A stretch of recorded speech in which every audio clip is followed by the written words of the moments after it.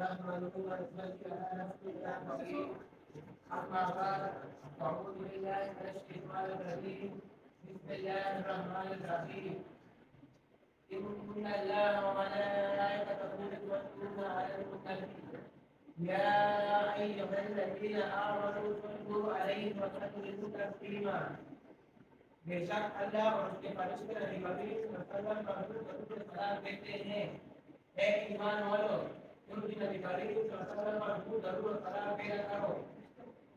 حضرت محفل مجھے آج اس موضوع پر مشاہدہ کرنے کا موقع ملا ہے، اس کا عنوان ہے سیرت النبی صلی اللہ علیہ وسلم۔ جیسے کہ آپ سب لوگ جانتے ہیں یہ مہینہ ربیع الاول کا مہینہ ہے۔ اس مہینے میں ہمارا کیا ہے، نبی کریم صلی اللہ علیہ وسلم تشریف لے کر آئے۔ حاضرین محفل میرے دن نقام علم اور کم خیر طالب علم بلغ عظیم کی شان کے بارے میں کیا گفتگو کر سکتا ہے، جس کی عظمت قرآن کی کائنات کی قدرت سے یوں ادا ہوئی ورفعنا لك ذکرک۔ اسی مقام پر فرمایا انا اعطیناک الکوثر، تو کہیں یا ایھا المزمل اور یا ایھا المدثر کہہ کر خطاب فرمایا۔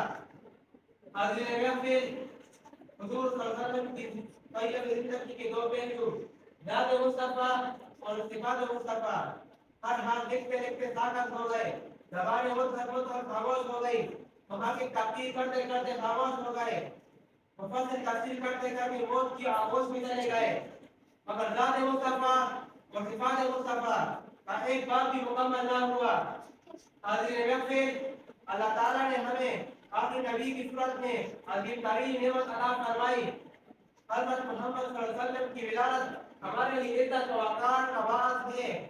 آج کے دن اللہ نے ہمیں وہ ہستی عطا فرمائی جو دنیا کے اندھیروں میں روشنی لے کر آئی، جو حق و صداقت کا پیغمبر اور اخلاق کا کامل نمونہ تھا، جو حق و صداقت کا پیغمبر اور اخلاق کا کامل نمونہ تھا۔ آپ صلی اللہ علیہ وسلم کی زندگی ہماری مکمل رہنمائی ہے۔ حاضرین محفل آپ صلی اللہ علیہ وسلم نے ہمیں دکھایا کہ مشکلات کا سامنا کیسے کیا جاتا ہے، دشمنوں کو کیسے ساتھ کیا جاتا ہے، دوسروں کے ساتھ شفقت اور احترام کے ساتھ کیسے پیش آتے ہیں، چاہے ان کا تعلق کسی بھی مذہب یا طبقے سے ہو۔